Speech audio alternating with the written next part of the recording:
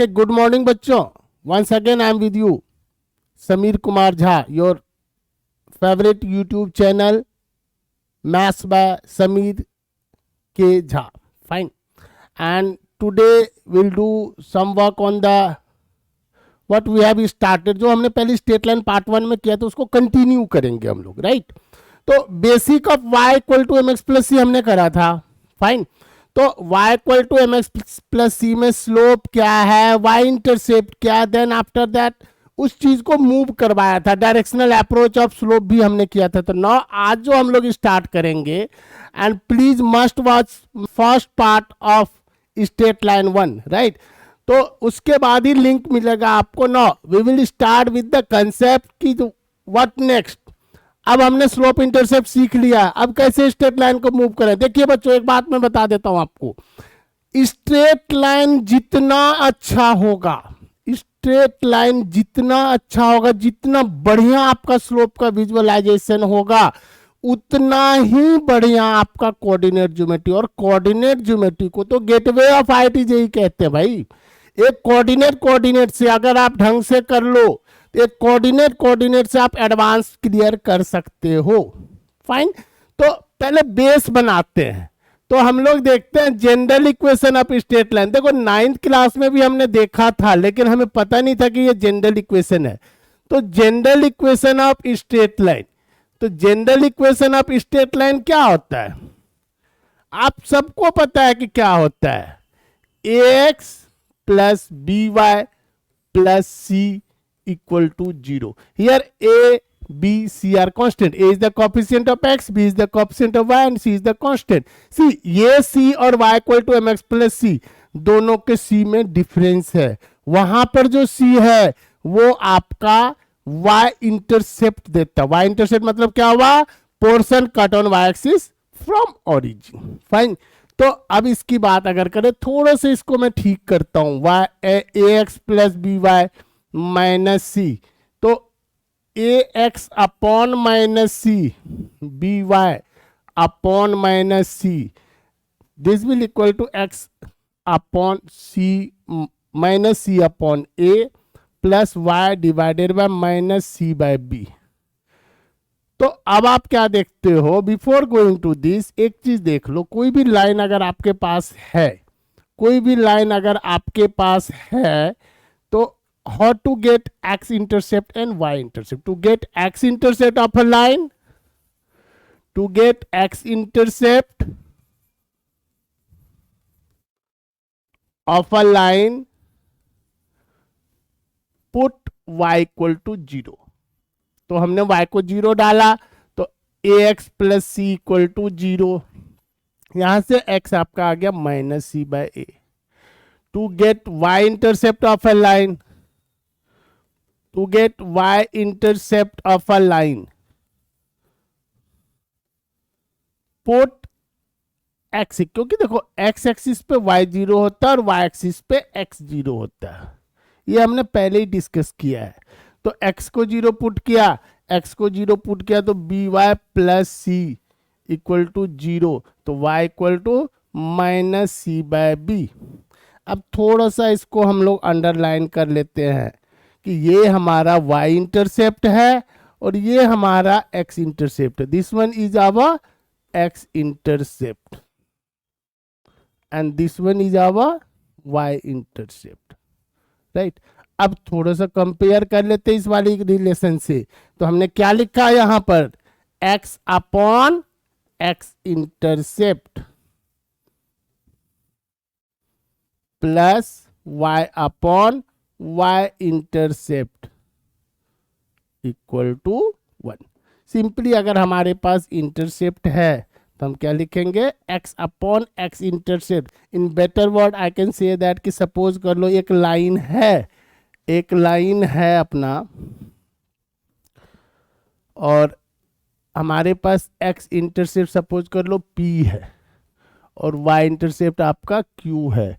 तो ये आपका x इंटरसेप्ट p है, ये आपका y इंटरसेप्ट q है, right? Origin x axis y axis. तो अब हम क्या लिखेंगे?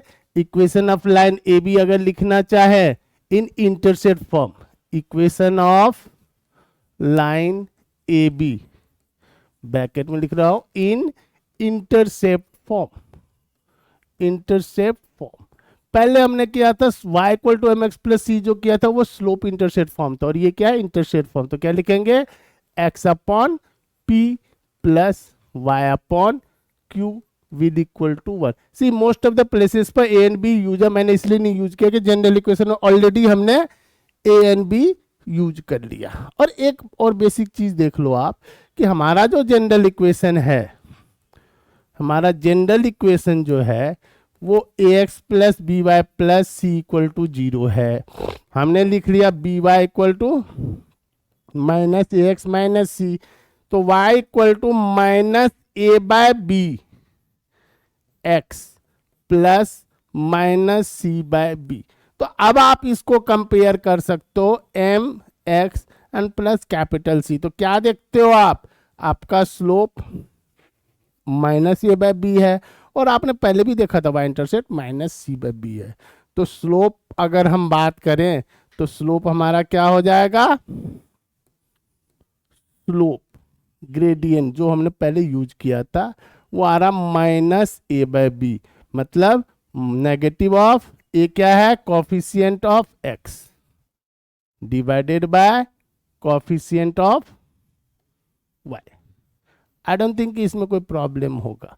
तो दो फॉर्म को हमने मतलब जनरल इक्वेशन पे ही काम किया। जनरल इक्वेशन से हमने क्या किया कि सबसे पहले हमने इंटरसेप्ट फॉर्म में उसको कन्वर्ट किया।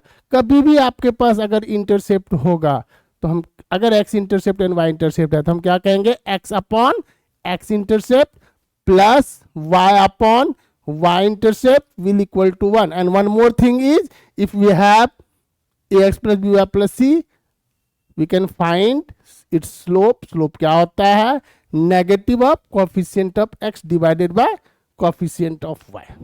क्लियर है। और एक चीज देख लो, स्लोप को देखो, स्लोप का जितना अच्छा सेंस बनेगा उतना फायदा होगा। तो हमने कहा कि m हमारा A x plus B Y plus C अगर है तो हमारा m क्या है, minus of A by B. अब यहां पर दो केसेस बन जाएंगे कि अगर m पॉजिटिव होगा तो माइनस ए बाय बी आपका पॉजिटिव है, अगर m पॉजिटिव होगा तो माइनस ए बाय बी आपका पॉजिटिव है, तो ए बाय बी आपका नेगेटिव है। इसका मतलब क्या होगा, product of two quantity negative अगर हो गया हमारा, इसका मतलब एक पॉजिटिव होगा तो दूसरा नेगेटिव होगा। What does it mean, A and B will have, A and B will have opposite sign.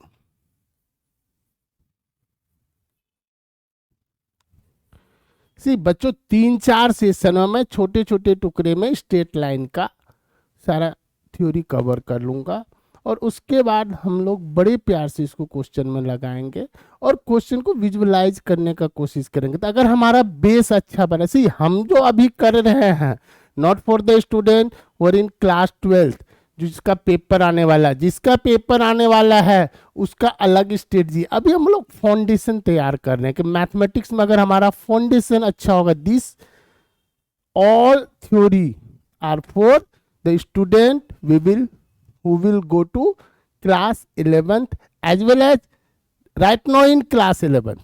तो उनको अगर स्ट्रेट लाइन में प्रॉब्लम हो रही है तो बहुत ज़्यादा हेल्पफुल होगा। फाइन, तो a and B will have opposite और अच्छा लॉजिक बनेगा। और अगर हमारा m नेगेटिव है तो minus A by b less than 0, यानी a by b greater than 0, मतलब क्या हो गया, a and B will have the same sign. A and b मतलब अगर ए पॉजिटिव है तो बी भी पॉजिटिव होगा, ए नेगेटिव है तो बी भी नेगेटिव। और यहाँ पर क्या है कि ए पॉजिटिव होगा बी नेगेटिव होगा, और ए नेगेटिव होगा तो बी पॉजिटिव होगा। A and B will have same sign. देखो आप कहोगे कि हर एक जगह थ्योरी अवेलेबल है सर, हर बुक में available, there are so many material available on net, but the thing is अगर हमारा अप्रोच राइट रहा, हम एक सिस्टमेटिक अप्रोच में थ्योरी को डेवलप करें, देन सिस्टमेटिक अप्रोच में हम लोग प्रॉब्लम पर थ्योरी अप्लाई करें, तो तो बेस अच्छा बनेगा। और मैथमेटिक्स में कोई भी क्वेश्चन टफ नहीं होता, प्रोवाइडेड दैट अगर आपका कंसेप्ट बहुत ही स्ट्रांग है and you have the visualised approach of concept. आपको धीरे धीरे आगे बढ़ते चलो, मैं दिखाऊंगा कि फॉर्मूला से बाहर कैसे निकलना, बट बेसिक फॉर्मूला तो आना ही चाहिए। बेसिक फार्मूला के बिना हम कुछ नहीं कर सकते, राइट। तो basic sense and basic formula आना चाहिए, तभी हम फार्मूला से बाहर भी निकल सकते हैं। और हम आपको कमिट करते हैं कि आपको कोनिक सेक्शन, पूरे कोनिक सेक्शन में लेस देन 50% फार्मूला पे क्वेश्चंस करवाएंगे। आपको एक अप्रोच मिलेगा जिसके अकॉर्डिंग आप फार्मूला से दूर जाओगे। आप ये नहीं कहोगे सर अभी फार्मूला याद नहीं इसलिए क्वेश्चन नहीं बनेगा, हमारे पास सेंस है सर, हम क्वेश्चन बना सकते हैं। फाइन। तो a and B will have same sign. अच्छा, अभी हमने दो चीज डिस्कस किया। एक तो क्या डिस्कस किया कि हम लोग इंटरसेप्ट कैसे निकालेंगे और इंटरसेप्ट फॉर्म में इक्वेशन कैसे लिखेंगे। तो इंटरसेप्ट फॉर्म, और एक चीज और बड़ा बेसिक सी बात देख लो, आप अगर इंटरसेप्ट फॉर्म की बात करते हो तो आपने लिखा x अपॉन x इंटरसेप्ट, मैंने मान लिया p plus y upon y intercept, मैंने मान लिया q। मतलब हमने कहा कि ये p कॉमा 0 है, ये 0 कॉमा q है, ये ओरिजिन है, x एक्सिस है, y एक्सिस है, let this be a comma b। तो मैं आपको 4 केसेस दे रहा हूं जिसमें हम लोग देखेंगे कि इंटरसेप्ट का साइन से क्या फर्क पड़ता है। एक 4 फिगर हम लोग लेके देखते हैं। मान लो हम लोग पहला फिगर ये ले रहे हैं और लिख के a comma 0 0 comma minus a, and second one is a comma 0 0 comma a b, right. Origin x axis y axis.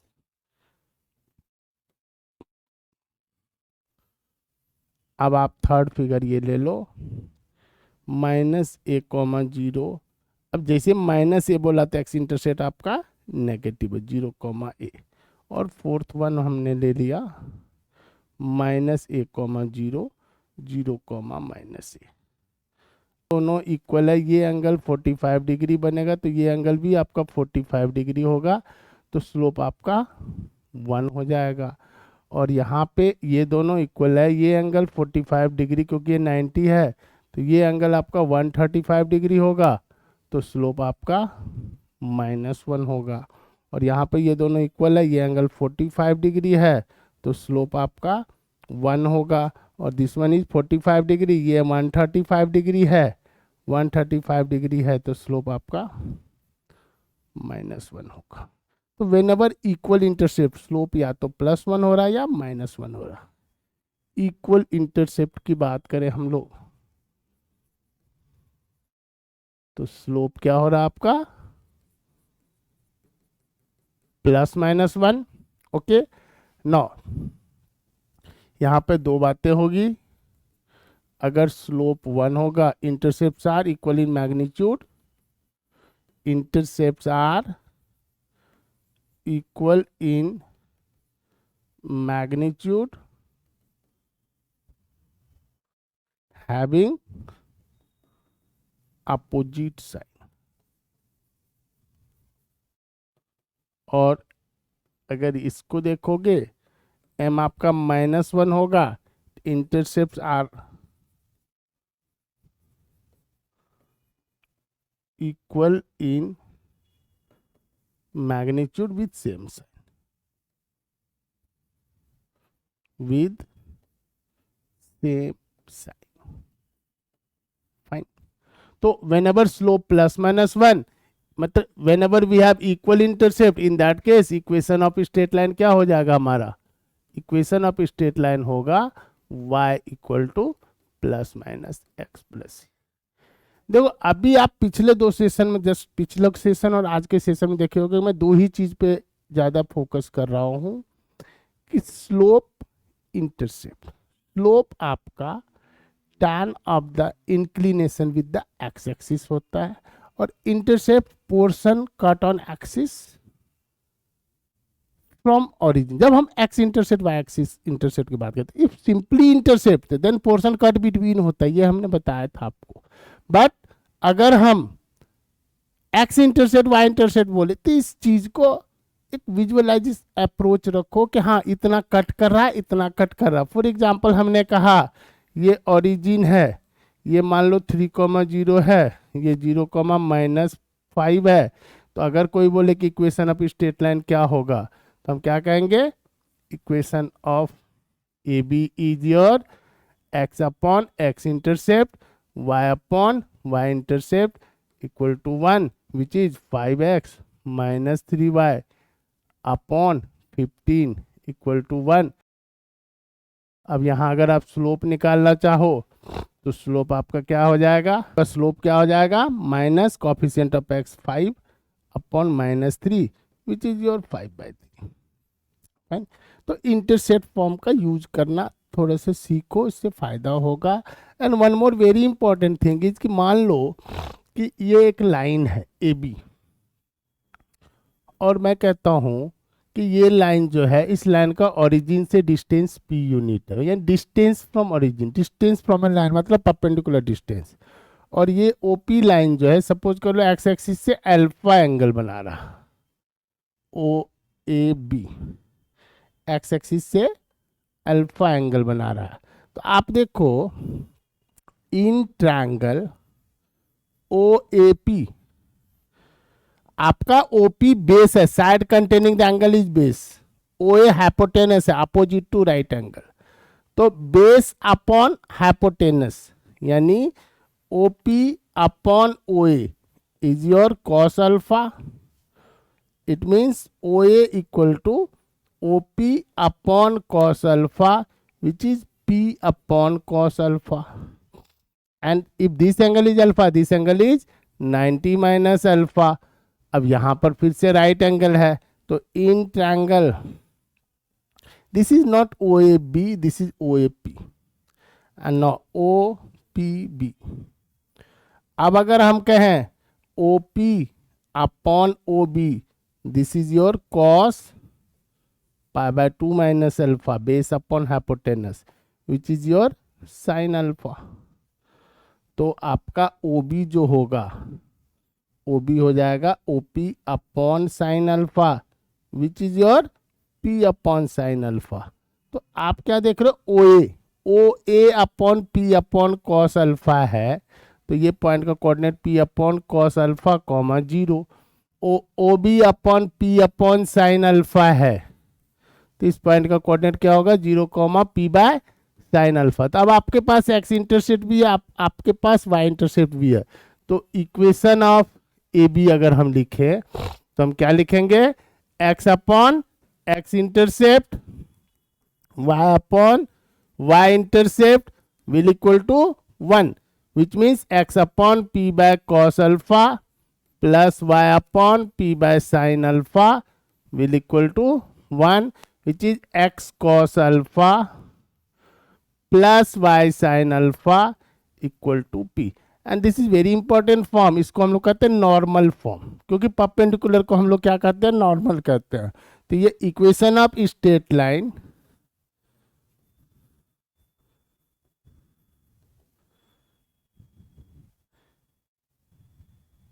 which is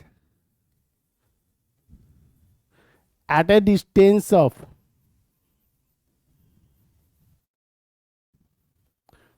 P unit from origin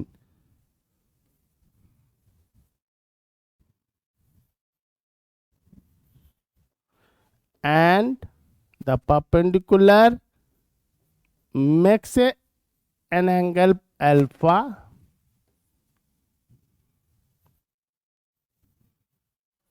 with x-axis, and this form is known to be normal form, क्योंकि perpendicular means normal form. तो हमने तीन form में general equation को convert किया intercept form में। General equation से हमने स्लोप निकाला, फाइन, एंड देन उसका इक्वल इंटरसेप्ट पे काम किया, and then next one is normal form की एक लाइन है ओरिजिन से P यूनिट पर है, और वो जो परपेंडिकुलर है वो अल्फा एंगल बना रहा है एक्स एक्सिस से। तो in that case your equation is x cos alpha plus Y sine alpha. देखो no need to remember this equation, क्योंकि क्या है ना कि आप अगर थोड़ा सा राइट एंगल पे प्रोजेक्शन निकालना जानते हो, ट्रायंगल को यूज करना जानते हो, तो आप बड़े प्यार से इंटरसेप्ट निकालोगे, और इंटरसेप्ट निकालोगे तो इंटरसेप्ट फॉर्म में आप इक्वेशन, और लिखा भी वैसे ही इंटरसेप्ट फॉर्म में ही लिखा। देखिए बच्चों, मैं कोशिश कर रहा हूं कि स्ट्रेट लाइन के सारे कंसेप्ट को एक प्लेटफॉर्म पर लाऊं, फिर धीरे धीरे क्वेश्चंस में उसको कन्वर्ट करूं और आपका बेस स्ट्रॉन्ग बनाऊं, राइट। एंड जैसे आप धीरे धीरे धीरे धीरे देखोगे मेंस के एडवांस के भी क्वेश्चन आपसे अच्छे बनेगा। जितना अच्छा स्ट्रेट लाइन होगा कोनिक सेक्शन उतना अच्छा होगा। Sense of conic section straight line में एंड कोऑर्डिनेट सिस्टम में। ये चीज मैं बार बार रिपीट करता हूं, अगर सीखना है कोऑर्डिनेट ज्योमेट्री तो आप स्ट्रेट लाइन सीखो एंड कोऑर्डिनेट सिस्टम सीखो। जिसका कोऑर्डिनेट सिस्टम का विजुअल अप्रोच होगा हॉरिजॉन्टल एंड वर्टिकल का, और जिसको स्लोप का कंसेप्ट बहुत अच्छा होगा, वो कोनिक सेक्शन में नहीं फंसेगा। कोई भी बड़े से बड़ा इक्वेशन होगा उसको बड़े प्यार से आप डिराइव कर लोगे। फाइन, तो उम्मीद करता हूं कि कुछ कंसेप्ट बेटर हुआ होगा। कंटिन्यू विद अस, आपको अच्छा कंसेप्ट मिलेगा। नेक्स्ट सेशन में हम लोग स्लोप पर बात करेंगे once again. Fine, and put your valuable comment in comment box and do not forget to like, share, comment and subscribe. Thank you.